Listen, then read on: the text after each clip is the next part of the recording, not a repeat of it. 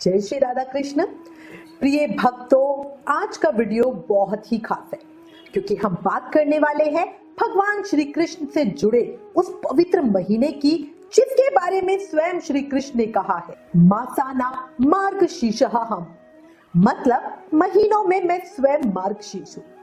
सोचिए, जिस महीने को श्री कृष्ण ने स्वयं अपना स्वरूप कहा, वो महीना कितना शुभ, कितना पवित्र और कितना दिव्य होगा, है ना।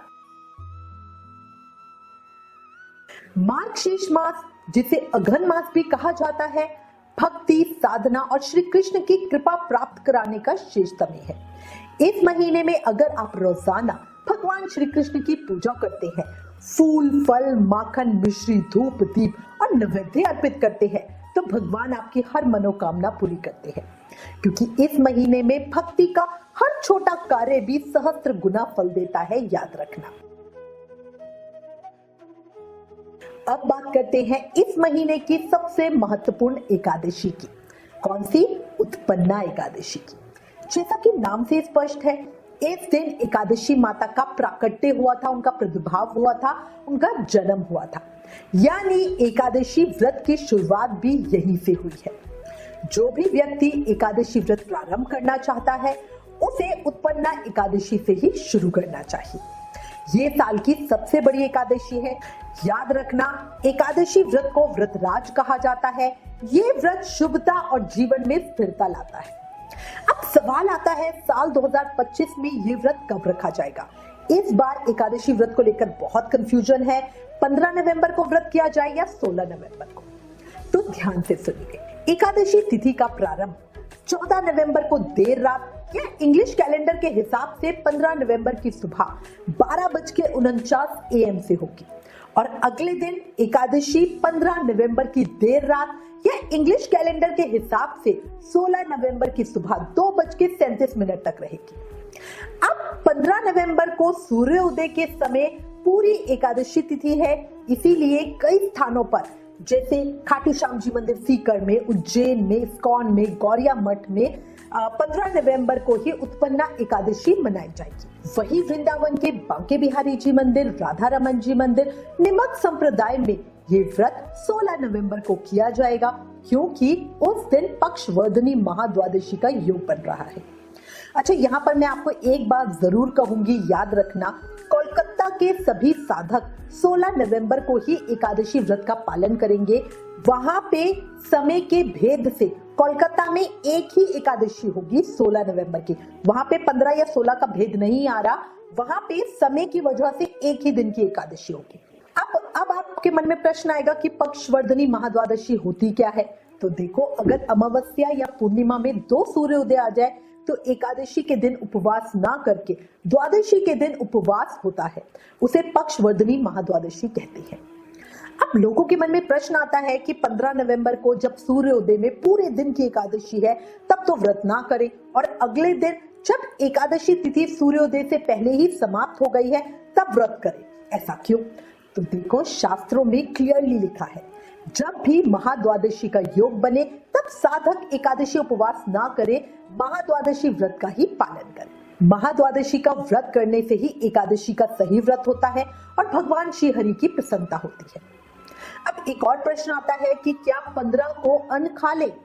तो देखो, उत्तम होगा अगर आप 15 और 16 दोनों दिन व्रत कर सको तो। पर अगर कोई साधक है जिसके लिए 2 दिन व्रत करना संभव ना हो, तो 16 नवंबर को ही व्रत करना ज्यादा उत्तम है।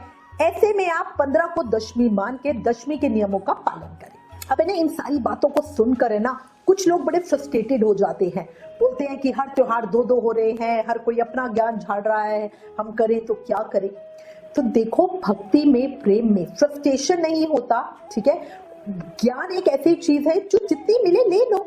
अच्छा है, ठाकुर जी हमें 2 दिन का मौका दे रहे हैं एकादशी मैया को प्रसन्न करने का।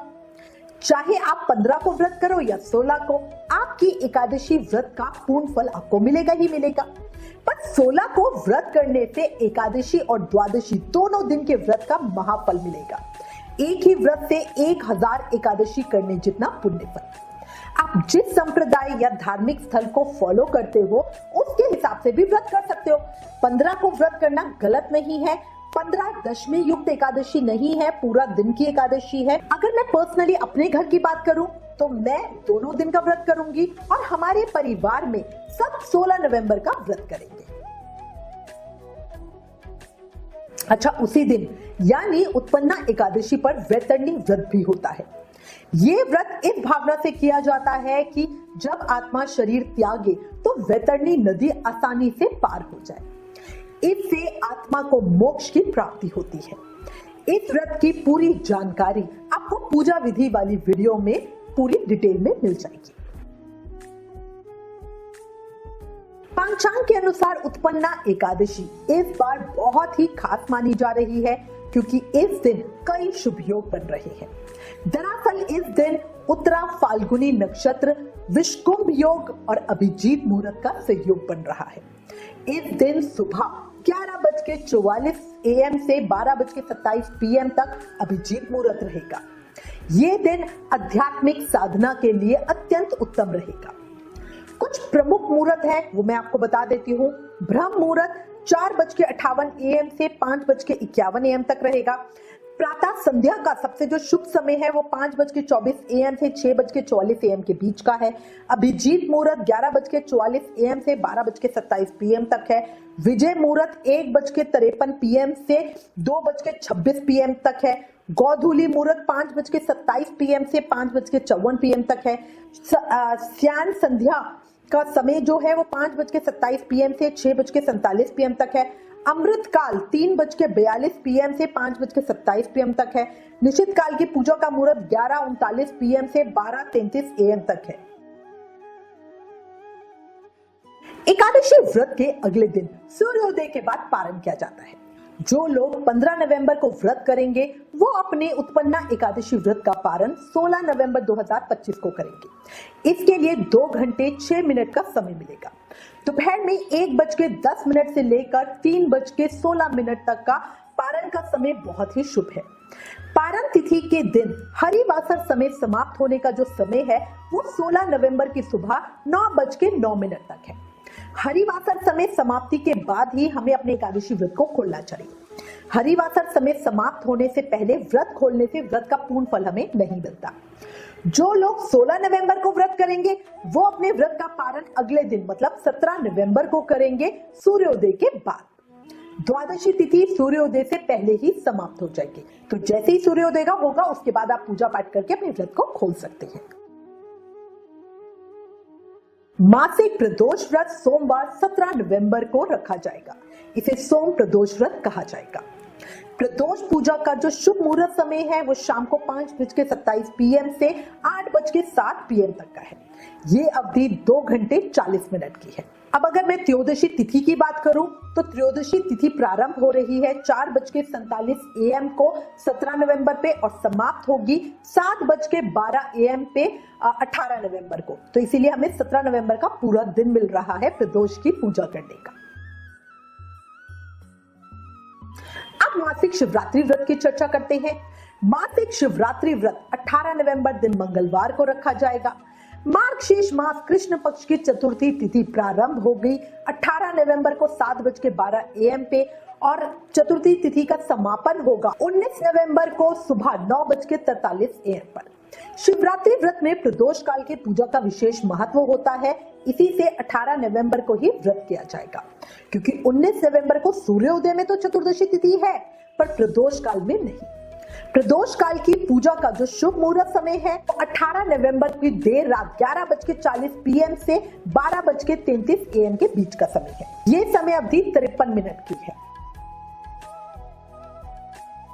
19 नवंबर और 20 नवंबर 2 दिन की अमावस्या तिथि होगी, जिसमें 19 नवंबर को पितृकार्य अमावस्या होगी और 20 नवंबर को स्नान दान अमावस्या करने की सलाह दी जा रही है। अपनी राय बताने से पहले मैं आपको अमावस्या तिथि का समय बता देती हूँ। मार्गशीर्ष माह के कृष्ण पक्ष की अमावस्या तिथि प्रारंभ होगी 9:43 AM पर 19 नवंबर को और इसका समापन होगा 12:16 PM पे 20 नवंबर को। हम पूरी तरह अमावस्या 20 नवंबर दिन गुरुवार को मनाएंगे। स्नान दान पितृ तर्पण ब्राह्मण भोजन सभी इसी दिन करेंगे। सूर्योदय में अमावस्या तिथि है, शुभ संयोगों के साथ है। इस दिन अमावस्या के कार्य करना बहुत अच्छा और उत्तम होगा। तो मेरे प्रिय साथियों, मार्गशीर्ष मास का हर दिन श्री कृष्ण की भक्ति के लिए बहुत अच्छा है। इस महान महीने में एकादशी, शिवरात्रि, प्रदोष और अमावस्या हर व्रत हमें आध्यात्मिक शक्ति और पुण्य देगा। याद रखना, भक्ति में शुद्ध भाव सबसे बड़ी साधना है। समय, तिथि, मुहूर्त सब बाद में है, पहले मन से भक्ति होनी चाहिए। अगर ये जानकारी आपको उपयोगी लगी तो कमेंट में जय श्री कृष्ण जरूर लिखना। वीडियो को शेयर करना भूलना नहीं और चैनल को सब्सक्राइब जरूर कर देना।